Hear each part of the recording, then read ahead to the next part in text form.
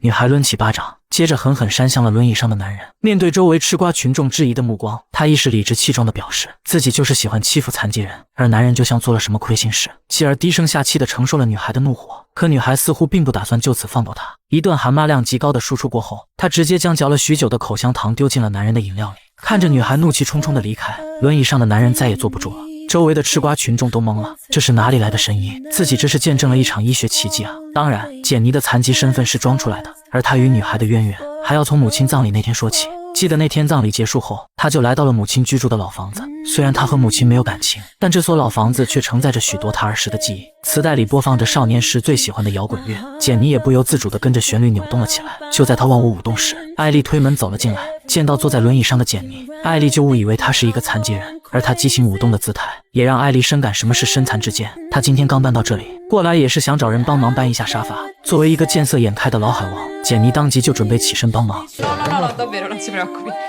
Ah, senta, io faccio assistenza domiciliare alle persone come lei. A persone come me? Sì. E insomma, sto cercando lavoro, ovviamente, quindi non so se... 得知艾丽将自己误认成残疾人，简妮就觉得分外有趣，而接下来发生的小意外更是让她大饱眼福。在艾丽帮忙捡掉落的物品时，她的眼睛就没离开过人家胸前的雪白，可艾丽仿佛丝毫没有注意到外泄的春光，就那么毫无防备地继续着手上的动作。见她如此单纯善良，老海王当即就使出了杀招，他装作满脸悲伤的样子，然后语气沉重地说出了母亲离世的消息。果然在听到这个消息后，艾丽的同情心当即就泛滥了。本着男女平等的原则，简妮毫不犹豫地出手了，而艾丽只当她是在寻求安慰，还急忙表示今后会在生活上给予一定的帮助。相互介绍之后，艾丽选择了和简妮告别。在听到关门声的瞬间，简妮直接就是一个弹射起步，这女孩太可爱了，她发誓一定要拿下对方。从母亲这里离开，简妮就面见了自己的私人医生，听着她讲述刚刚的遭遇，私人医生已经开始为艾丽默哀。不过在鄙视简妮不耻行为的同时，他也很好奇这位海王接下来的操作。Toglimi una curiosità, se tu con questa ragazza concludi, cioè come pensi di passare all'azione sulla sedia a rotelle? Sì? E soprattutto a lei? Mica male, eh? Bella persona che sei. 简妮之所以如此自信，是因为她身后殷实的家底。作为顶尖运动品牌公司的老板，很少有女人能抵挡她的魅力。不过在对待员工方面，她显然就没有了对待女人时的耐心。当一个女孩提出要找些残障用动员做代言时，简妮直接就被气笑了。Finalmente qualcuno che a questo tavolo c'ha un'idea. Si usurano, quante scarpe si può comprare nella vita un handicappato? Non è il mio cliente, mi dispiace, il mio cliente io invece lo cerco su Instagram. 就这样，这个姿色一般的女孩被他当场解雇。会议结束后，简妮换上了秘书精心挑选的穷人套装，在艾丽那里，她的人设是一个领低保的残疾人。重新坐上母亲的轮椅，简妮就进入了自己的猎杀时刻。结果刚刚酝酿的气势却败在了门铃上。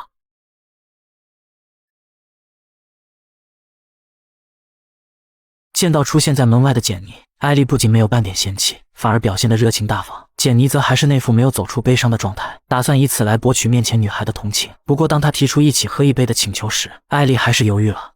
Vedi che ti No, disturbo. no, no, non mi disturbi. Io ti sto Non mi disturbando. disturbi e mi fa piacere. Dimmi. Prendo le chiavi. Davvero? Sì, Sei prendo le sei- chiavi. sei- Aspetta, arrivo.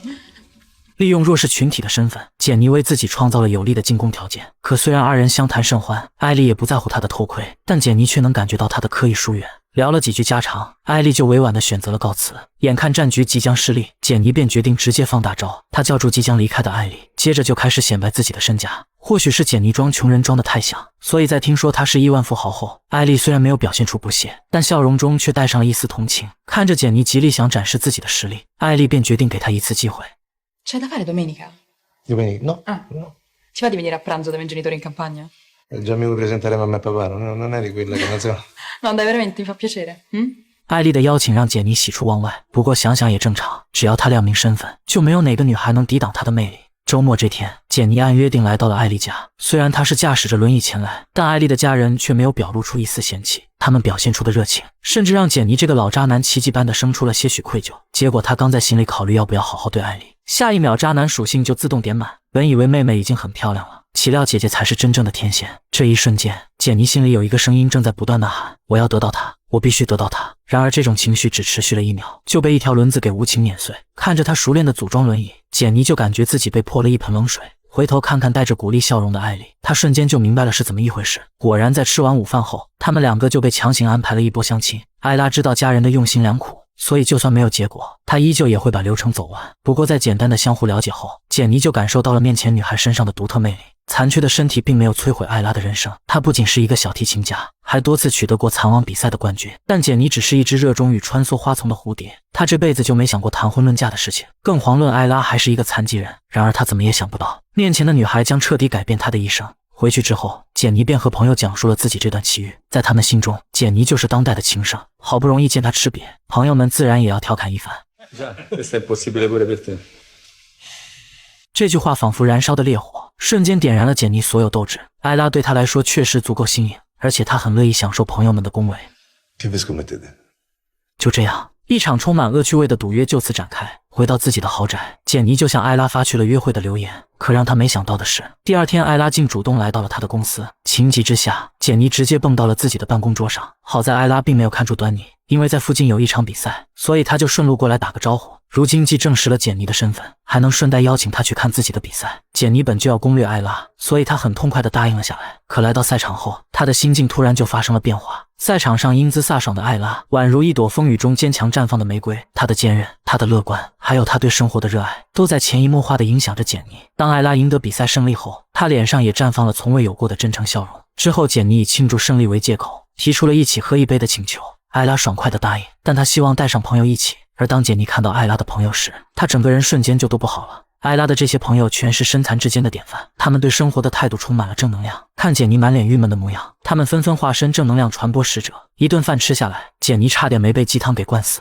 这天夜里，简妮做了一个噩梦，她梦到自己失去双腿，变成了一个真正的残疾人。为了尽早完成这次的赌约，简妮决定加快进度。她在网上查询了艾拉乐团的演出时间，接着悄悄购买门票，打算到时候给艾拉一个惊喜。到了演出那天，简妮早早出门，然后花重金在街上租了一辆电动轮椅。等她慢悠悠地赶到剧场，演出已经正式开始。伴随着全场观众的掌声，那个人群中最特殊的女孩闪亮登场。她就像一个落入凡尘的折翼天使，总能让身边的人感受到希望。看着看着，简妮不由得有些醉了。执着追梦的艾拉就像一束光，照亮了她内心深处的荒芜角落。最后一个音符落下，观众们毫不吝啬地献上了最热烈的掌声。看台上的简妮同样激动无比，以至于她一时间竟忘记了自己残疾人的身份。演出结束后，简妮偶遇了艾拉，她习惯性的撒谎说自己恰好路过，可往日那些张口就来的谎言，此刻说起来却显得生涩无比。但即便如此，艾拉对她的到来依旧很欣喜。当简妮提出要一起吃晚餐时，她也毫不犹豫地答应了下来。不知为何，在面对艾拉时，简妮总是不自觉地展露出真实的自己，而这种下意识的表现，也让她的内心倍感惭愧和煎熬。本想向艾拉坦白自己的谎言，但看到她期待的眼神，简妮又不自觉地退缩了。她的心告诉她，一旦真相大白，她就将永远失去面前的女孩。夜色渐浓，二人漫步在清冷的大街上。艾拉褪下了不染尘埃的高跟鞋，接着张开双臂，似要拥抱迎面拂过的微风。简妮下意识地伸出手，然后轻柔地握住了艾拉。月光下，二人的影子渐渐重叠，轮椅的咕噜声和彼此的心跳慢慢交织，爱的旋律也在无声中悄然奏响。听着耳边女孩银铃般的笑声，简妮感受到了从未有过的温暖和安心。Eccoci qua. Ci beviamo un ultimo bicchiere su da te. 艾拉眼神闪烁，躲避着简妮炽热的目光，但她这副娇羞的模样，却比任何情话都让人着迷。艾拉的回应犹如天籁，唤醒了简妮那颗枯燥的心。二人携手步入酒店，就像一对背着家长出来约会的小情侣，双目环视，他们的目光交织成美丽的画卷，让人忍不住就要陶醉其中。周遭的空气越发甜腻，二人也在暧昧的氛围中越靠越近。双唇相触的那一刻，时间仿佛都要为之凝固。当简妮想要更进一步时，艾拉却从情欲中挣脱了出来。怀着满心遗憾，简妮离开了艾拉的公寓。此时的她还没意识到，以往可都是她让别的女孩伤心。翌日一早，简妮就找到私人医生，并向他询问了关于残疾人的事项。得知和正常人的差别不大后，她的内心再次火热起来。从这天开始，简妮时不时就会联系艾拉，她会向他分享自己工作中的趣事，也会聆听他生活中的琐碎。而她这一细心举动，也确实让艾拉感受到了被追求的美好。E che mi guarda come si guarda una donna. E non mi succedeva da tempo. Quindi ti piace? Sì.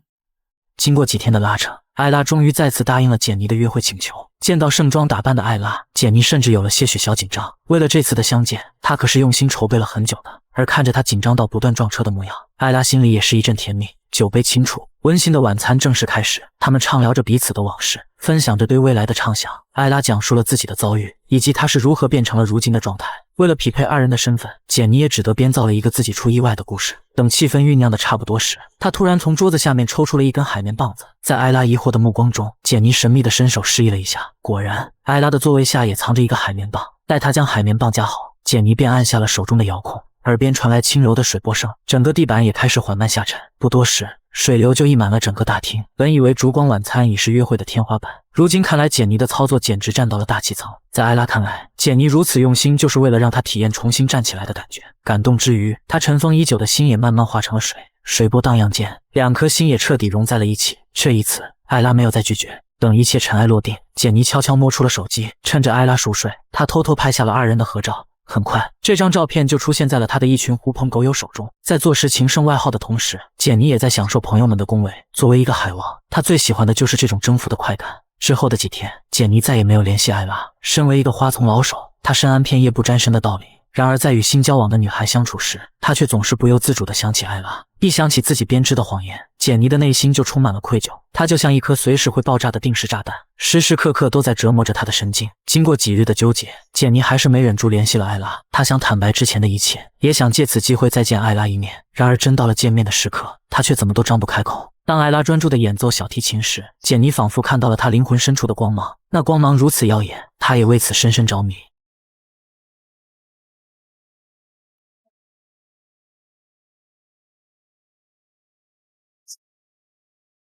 看着面前满含深情的女孩，简妮将坦白的话语深深咽回了肚子。当艾拉靠上她的肩膀时，简妮也在心中确认了一件事，不知不觉间，她已经深深爱上了这个坚强的女孩。似乎看出了简妮的心不在焉，艾拉主动提起了自己的前男友。在她发生意外后，对方就无情地抛弃了她。不过这些并不是艾拉痛恨前男友的理由，而是她背着自己找其他女人。Io una cosa non sopporto. 艾拉的话让简妮陷入了深深的矛盾和痛苦之中，可一想到要永远失去他，简妮内心的恐惧就会像潮水般汹涌袭来。然而还没等她想好要如何解释这一切，从哥哥那里得知她假装残疾人的艾丽就杀了过来。无计可施的简妮找到父亲，期望父亲能为她指引迷途。得知儿子找到了真爱，父亲一时也是无比的惊讶。不过最后他还是给出了自己的想法，他建议简妮带艾拉去一趟鲁尔德，据说那里的圣水可以治愈一切疾病，到时候就算简妮站起来，也可以归咎于奇迹之城的青睐。与此同时，艾丽正在隐晦地暗示姐姐离开简妮，她怕艾拉受到伤害，所以并没有直接戳破简妮的谎言。可姐姐的反应却出乎了她的意料。 Gianni cammina. Come te, come lei, come tutti voi. Non è mai stato un disabile. Come lo sai che non è disabile? Perché io sono disabile. 这个看似柔弱的女孩，其实内心无比清晰。她早就察觉到了简妮的异常，但她却选择了沉默。她享受着这份爱情带来的美好，也在等待着简妮自己的坦白。她就像一只聪明的狐狸，小心翼翼地穿梭在爱情迷宫里，既不戳破谎言，也不迷失自我。Che cosa farai quando te lo dirà? Gli dirò addio. 在一个阳光明媚的早晨，简妮和艾拉搭上了前往鲁尔德的大巴。与周围的欢声笑语不同，心事重重的简妮始终哭丧着脸。圣日尔达修道院门外，神父接待了这群同一故乡的信徒。简单的祈福之后，他便点名要单独和简妮聊聊。带着迷茫和忐忑，简妮跟着神父进入了修道院，没有再继续客套。神父开门见山地告诉简妮，不许她站起来。每年来鲁尔德朝圣的信徒多达上千万，但他们最多临走时带一幅圣女画像和一小瓶圣水。这里从没出现过奇迹，至少在他的任期内没有。所以神父不允许简妮这个假奇迹诞生，他要为信徒们留下最后的念想，也要守护好这座圣城的尊严。简妮没有和神父抗争，但他很好奇对方是如何看出自己并非残疾人的。Tu con quelle scarpe ci cammini. 奇迹这条路走不通，事情似乎再次变得无解。艾拉一直在等简妮的坦白，但她似乎打定了主意要做乌龟。带着满心的失望，她独自一人前往了大巴。或许分别会非常痛苦，但艾拉并不想一直被谎言裹挟。然而沉寂在混乱思绪中的她却丝毫没意识到即将靠近的危险。简妮救下了艾拉，但她的谎言也被彻底戳破。Gianni. Cammini. È un miracolo. È un miracolo, cammina.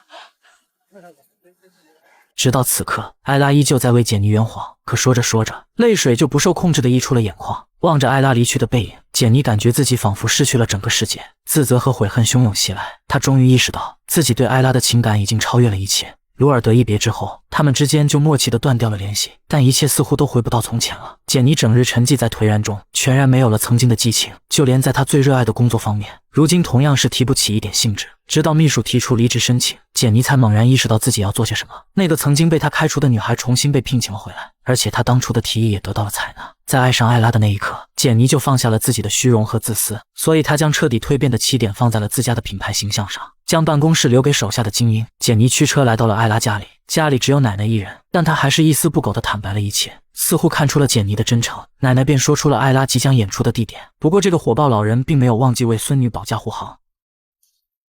Se la fai soffrire, quelle gambette, così ci finisci davvero il carrozzello.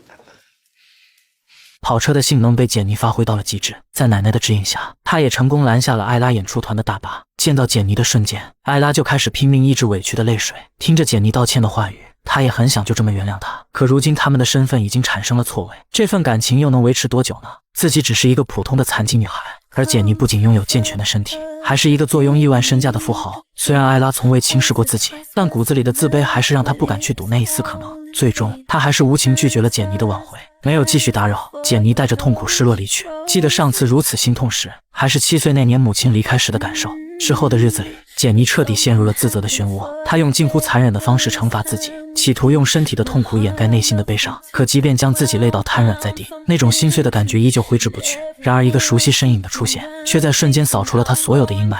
在这个充满谎言和虚伪的世界里，真诚就像一颗稀世珍宝。艾拉看到了简妮眼中的悔恨和决心，也感受到了她对自己深深的爱意，所以她最后还是决定赌这一把。 Non vorrei mica mollare così. 至此，电影结束。真正的爱情绝不是一场游戏，而是一场灵魂的相遇。在爱情的世界里，谎言只会给彼此带来无尽的伤害。真正的爱情绝不会寄托于虚幻，它只会生长在真实生活的土壤里，盛开在彼此真诚浇灌的岁月里。愿大家都能在心爱之人的臂弯里，找到一块属于自己的灵魂栖息地。